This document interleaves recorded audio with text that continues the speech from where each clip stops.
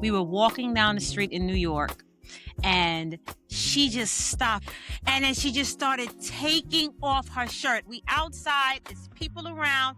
She didn't care, just took off her shirt. I'm sitting to the table, and all of a sudden, I felt my body radiate. Like I'm literally baking from the inside out. Reaction is, let me get out of the road. Nothing prepares you. I can remember when I saw my mom going through it, and I was in such a young, naive, ignorant place that I actually was laughing when I saw my mom hot flashing. Today's episode of MenoTheSis is proudly sponsored by Beating Heart Health for Women Foundation. Beating Heart Health for Women is a nonprofit organization dedicated to empowering, educating, and advocating for women through every stage of life. From menopause awareness and emotional wellness to mentorship, community conversations, and holistic health. Their mission is to create safe spaces where women feel seen, heard, and supported. Because women deserve access to education, resources, and real conversations about their health. To learn more about this powerful movement and upcoming events, visit bhhforwomen.org.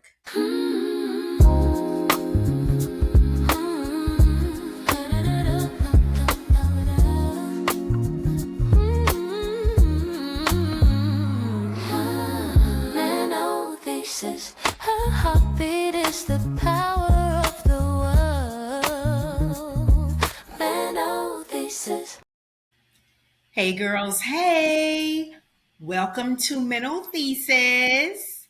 And if you're here, I truly believe it's not by accident. There could be something in your body, something in your mind, something in your spirit that is shifting, that is moving, that is evolving, right? This space is a space we can talk about it, that we can share things, that we can advocate for each other. That's right. I want to introduce myself to you. I am Dr. LaShonda Bailey. I am a women's health advocate, a researcher, a founder, and the executive director of Beating Heart Health for Women. Now, more importantly, with all the titles and the fluff I just gave you, I am a regular woman going through menopause in this lived experience, just trying to figure it out. With the hot flashes, the night sweats, the insomnia, the brain fog. Oh my gosh. So I feel your pain. So I want to welcome you in and let's have a candid conversation. And before I do that, I want to introduce you to my amazing co-host, Veronica.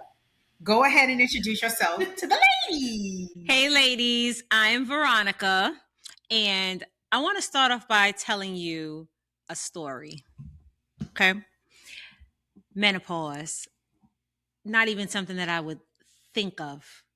And the first time I actually heard someone speak about it was a friend of mine's, her mom. We were walking down the street in New York, and she just stopped and said, "Oh, God, it's hot." And then she just started taking off her shirt. I'm talking about we outside, it's people around. She didn't care, just took off her shirt. And I'm like, "Oh." And then she was like, "Oh, it's just hot, it's hot, it's hot, it's hot." And then she's like, "Wait, put it on, cold, I'm cold. And I was like, what is going on?" Right. So, she said, "Oh, I had a hot flash."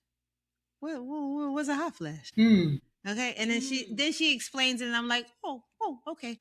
Because you know what? In our young mind, we are so ignorant that we're like, what's wrong with this old lady?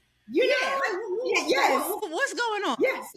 I'm 42, and I wanted to mention my age, more importantly, because a lot of women who are in their lower 40s, late 30s, don't believe that menopause can happen to them at an earlier stage. Before menopause, there is perimenopause. Yes. And that is the stage that I'm in right now. And let me tell you something, I'm going through it. All right. And if it wasn't for something like what we're going to share with you guys tonight, my relationship with my good friend right here. Yeah. I've learned a lot. And this is what we're going to talk about. And I'm just so excited. I can't wait to share with you guys, get to know you guys, and take you on this journey. Yeah. A journey it's going to be. Mm, You mentioned Perry. yeah. I'm in post, Ugh. right? So, ladies, let me tell you the funny story. I am 53 years old, and for my 50th birthday, Mother Nature gave me a birthday gift. Menopause. Like, happy birthday. Brain fall. That's what happened. Turned 50, first symptom, brain fall. But it wasn't, it was quiet though, because I really didn't notice what was going on with my body. It's kind of like, okay, you're getting older, you forget things, a little stressed out. I got a lot going on, trying to plan vacations and work this job and take care of this child, caregiver to my mom. You're going to forget some stuff. But I am programmed where I am naturally OCD.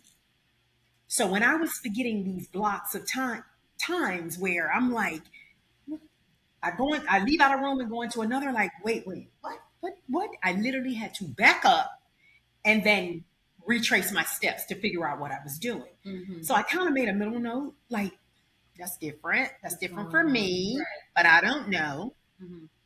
So then I'm sitting to the table, breakfast time, and me and my husband is sitting, we're having breakfast, and all of a sudden I felt my body radiate. So I'm feeling hot, like I'm literally baking from the inside out. And I'm like, what is that? So I'm feeling misty under my arms, under my boobs. And I'm like, what is happening? Down in the, and my body is literally misting, like I'm perspiring. So the first reaction is, let me get out of the robe. And then our son is at the sink washing dishes, like, what's happening to my mother? And I'm like, okay, that is not a feeling that I have felt before. Right. So when that happened to me, I know something was going on. And then I remembered the brain fog. So that the computers are listening, your phones are listening. All of a sudden in my email, there was a menopause quiz that came in my email. And I'm like, what? Yeah. Thank you. But listen, this is one time that AI was listening that I needed it to listen to, because I took the quiz. And when I took the quiz, I scored high, like, you have this symptom. This may be connected to menopause. This may be, and I'm like, wait, what? So I made an appointment to my gynecologist to go in for some blood work. When I went in for the blood work, we were getting ready to go on my birthday trip to New Orleans, right? Turned 50, we're going on a trip. And the nurse called me back and she said, Miss Bailey, your hormone test is so high, you skipped over peri and you are in postmenopausal. Whoa. I was like, wait, what? Brain fog, and then I had the one hot flash. So I'm like, I'm in post, because I thought you had years and a series of symptoms before you would go to post. Period. So what I learned in my research is that at the time when you get your blood work tested, your hormones range. You're going to vary up, down, up, down. I don't know what was going on with my body that it was so high. I went back, repeated blood work, and it came down. Needless to say, when you are in post, the definition of postmenopausal is you're absent for a period for 365 days. So skip periods, 2 months, 3 months. I'm thinking, okay, this is post-menopausal life. Right. Here comes the period. Reset your clock all the way back. Oh. So you're not truly in postmenopausal until you're absent from that period for a year. That's the clinical definition. So I was yo-yoing back and forth, up, down, 2 months missing, then it comes back, 3 months missing, then it comes back. So it was just very frustrating that my body was yo-yoing all over the place. That sent me into a depression. because I didn't know what was going on. I kept telling my husband, I feel like my body is not mine. It doesn't belong to me. At night, I'm sleeping, cover on, cover off. I'm hot, now I'm cold. And when you are going through that at night, I had restless leg syndrome. I had my legs, they just do this at night. They won't calm down. Then I had the muscle aches and the cramps. So I'm walking, doing laps around the bed at night, just trying to. So that's insomnia. You wake up the next day, you're groggy, you don't feel good. What are you gonna do? I don't know. What do you do? Because my mother went through that. Right. She didn't go to the doctor. She didn't take medication. Right. What are you going to do? I decided I'm not going to suffer like that. Okay. I cannot live like that. Okay. So I am here to tell the ladies, we are not going to suffer in silence. Pay however many copays you need to pay. That's right. In order to figure out what treatment plan you're going on, exactly, and what's going on with your body. That's right. Yeah. So with Perry, do you have consistent symptoms or random? Do they just come? Do you have a handle on it? I'm going to say it's random because you know what? The most consistent would be the night sweat. Yeah. I don't like them. Yeah, night sweats is nasty. I really don't. And sometimes, and then I try to prepare myself. So I sleep with no clothes on. You understand? Because as you should. And I'm like, let me just prepare myself because I already know it's going. Right. Okay? So, and then it don't happen. Right. You know, and then sometimes you put on the underwear, at least the underwear, and then you wake up in the middle of the night, everything is drenched. You're like, wow, God. Exactly. You know, like my body is naturally set to wake up around 3 or 4 o'clock because it doesn't wake me up. It's when I get up, I feel it. And I'm just like, what is this? Yes, it's uncomfortable. Yeah, it's very uncomfortable because then you look at the bed and then you got to rip the blanket off. It's just like so much work. And I start work at 6 o'clock in the morning. Yeah. I don't want to. I want to get up, use my bathroom, go back to sleep, catch me a good quick little 2 hours, you know, and then up and functional for work, and ready and fresh. But I got to take my break early because I'm tired. Yes. And it's not fair. It's not. It's not fair. It's not. So let me ask you a question, LaShonda. Yes. With everything you just discussed, is this the reason why you started this foundation for beating heart health for women? It's partially the reason why. Okay. When I started Menopause, I was in graduate school getting my PhD. So it's the search of a topic. What are you going to write on, right? What are you going to thrust yourself into that you are interested enough to pump out a beautiful piece of scholarly literature? Right. So when I'm going through this in my body, I started researching menopause. I'm making doctor's appointments. And the more education I get, I was actually getting education and taking it back to my doctor and educating my doctors. Because it was kind of like I gained 20 pounds in 6 months. That is a rapid amount of weight for a short period of time. So I started researching and I'm like, what is going on with my body? I am retaining water. I'm stressed. I feel anxiety like I never had before. I feel depressed. But then it's a different type of depression, a depression where I don't even have the energy to get out of bed. So once I make it on Saturday, I'm in the bed all day. Right. So I'm starting to think like I'm doing all this research. I'm doing all of this investigation, gaining this knowledge. This would be a perfect way to take my knowledge and put it on paper. And while I'm writing this dissertation, I'm educating myself. Right. While I'm writing this dissertation, I'm gaining knowledge. And you know what? When this goes into the atmosphere, because as I went on, started writing, I started having conversations with women.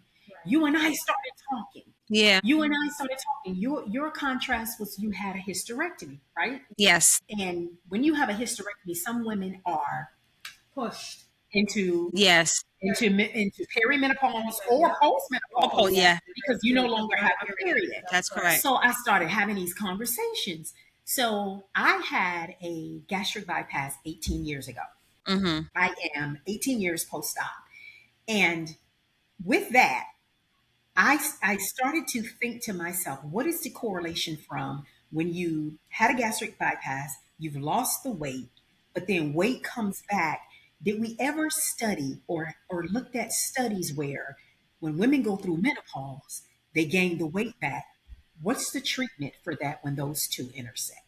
Mm. So that is the title of my dissertation, Exploring the Emotional Perceptions of Weight Gain in Menopausal Women Post-Bariatric Surgery. Right. So with that, I have my bariatric surgeon, I have my gynecologist, and they had an aha moment because I said to myself, I gained 25 pounds. Whenever you go to a gastric doctor, right, they follow you for the rest of your life. You go for your follow-up. If the scale moves, Mm. the first question they ask you, what are you eating? Mm. They don't ask you how you're feeling. Right. So I needed them to look at it differently and ask me how I'm feeling as to why I'm eating. Correct. Because you and I had a conversation and we had an aha moment. Remember, we Yes. talked about primary diagnosis versus secondary. My primary diagnosis is, I guess, obesity because I've had the bariatric surgery. Right. Secondary could be now I'm having these hot flashes, I'm having this going on, I'm having menopause is over here. We haven't even diagnosed that yet.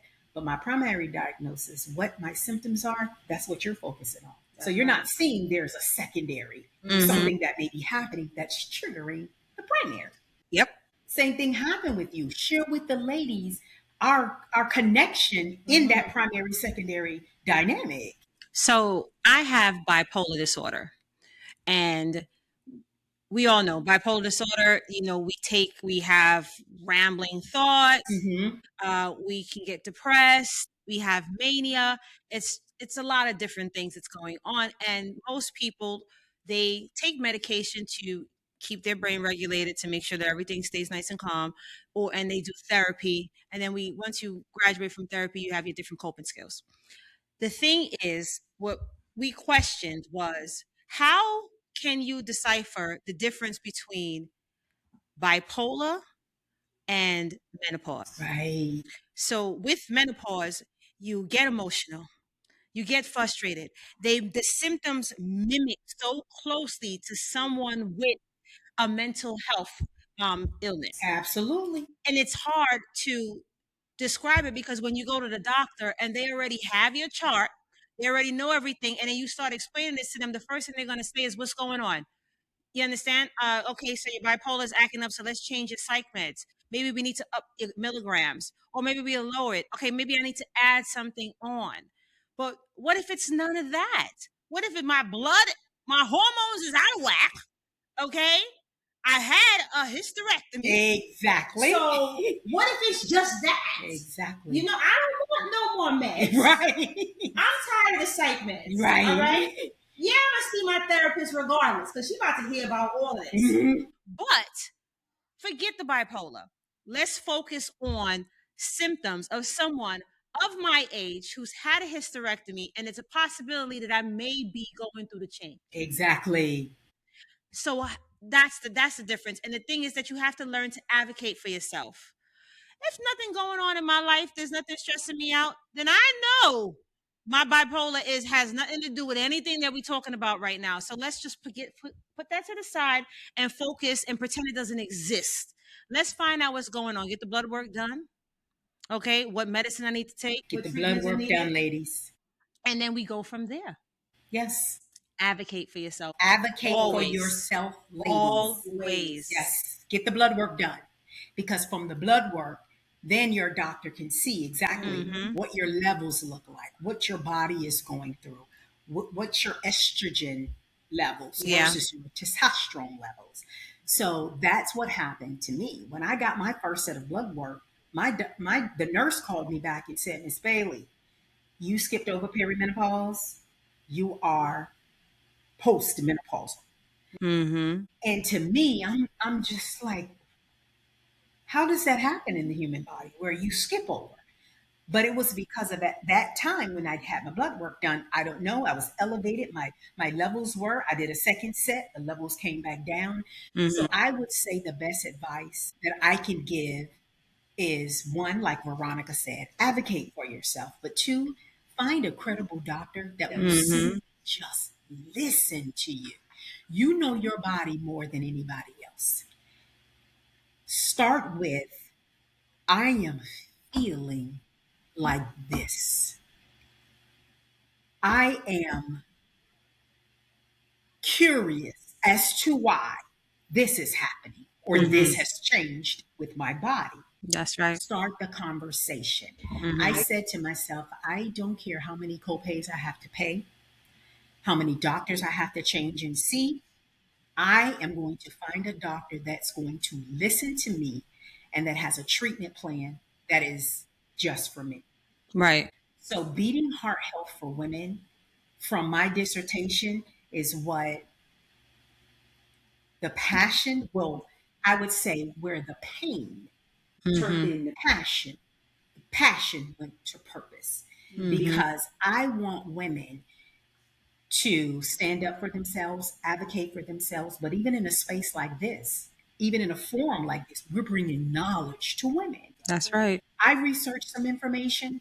I find out about a symptom. I find out about a medication that may help. Some women don't want to go on hormone replacement therapy. Some want to try to battle it holistically.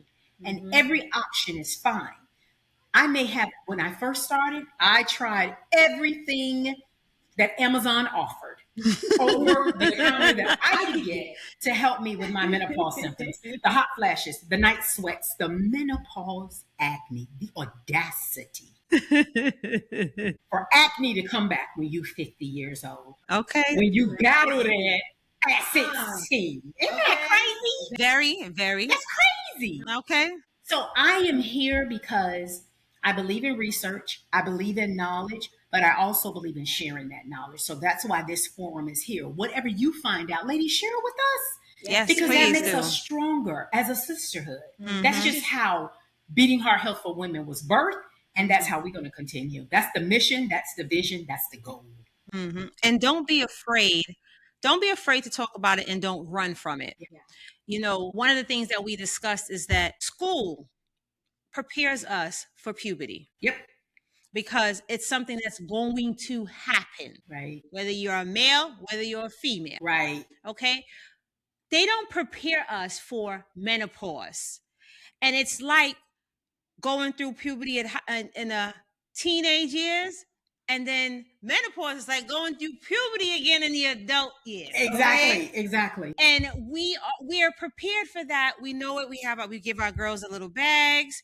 We know what to do. If it happens, whenever it happens, make sure you don't get embarrassed or nothing. Right. You're secure. You're good. You're locked. Some women, some children, let me not say women, some young ladies are excited to get their period. Yeah. You know, to go through puberty. I'm a woman now. You understand? Going through the change doesn't have to be scary. I mean, you're gonna go through some things, but you could be excited about that too. Because let's just put it out there, okay? Not having to go through the monthly, not having to go through the cramps is a blessing. But sis,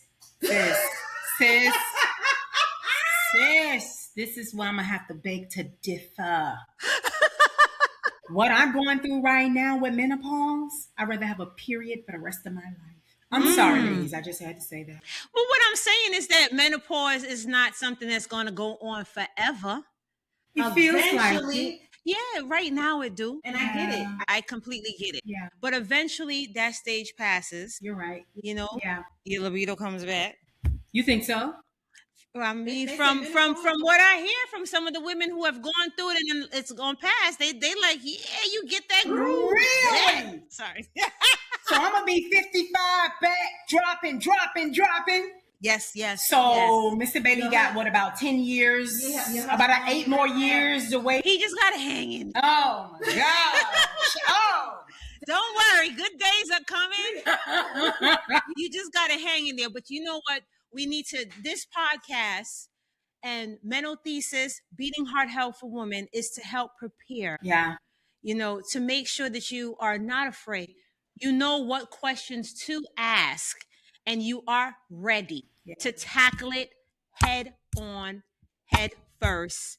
We're going to do this together. Together. I agree. I love it, Veronica. Nothing prepares you. I can remember when I saw my mom going through it, and I was in such a young, naive, ignorant place that I actually was laughing when I saw my mom hot flashing.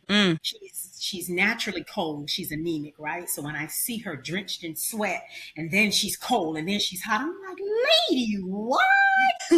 Instead of sitting down, having that conversation with her, asking her, how are you dealing with this? What kind of medication are you using? Just trying to understand what menopause is. So I'll know what to look forward to. So ladies, let me tell you this. You are not alone. At all. Here at MenoTheSis, here at Beating Heart Health for Women, we're going to have these conversations and we're going to walk into them boldly, right? Yep. We are going to bring you the knowledge. And while we're doing that, beating heart health around the community, we're going to have us some events that's going to celebrate. We are going to paint and sip. We are going to line dance our way all across International Women's Day. We're going to celebrate Women's History Month. October, we're going to have a summit for menopause awareness. We are going to have mingle jingle for the holidays. Get our little cocktails, but then we're going to have our fans because, the alcohol triggers the hot flashes. So we're going to have our fans to cool ourselves down. And then we're going to go clack, clack, clack. Whoa, whoa, whoa, whoa. Okay, let me bring it back. Boots on the ground. Yes. So here at MenoTheSis, we welcome you. We open our hearts to your heart. And we are going to bring you knowledge, and we want to hear from you as well. Let us know your experience. Tell us your first symptom when you started menopause. That's right. Grow with us, glow with us, share with us, and we welcome you into our community. So welcome to MenoTheSis. Hey, girls. Hey.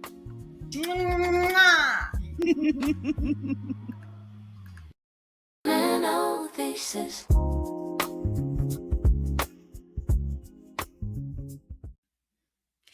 If today's episode spoke to you, encouraged you, or helped you feel a little less alone, we invite you to subscribe, follow, and share MenoTheSis with other women who may need this conversation. And don't forget to leave us a review, because every review helps us continue building this movement and reaching more women around the world.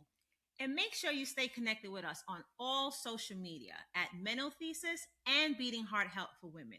Remember, ladies, your pause is powerful. We'll see you next time on MenoTheSis.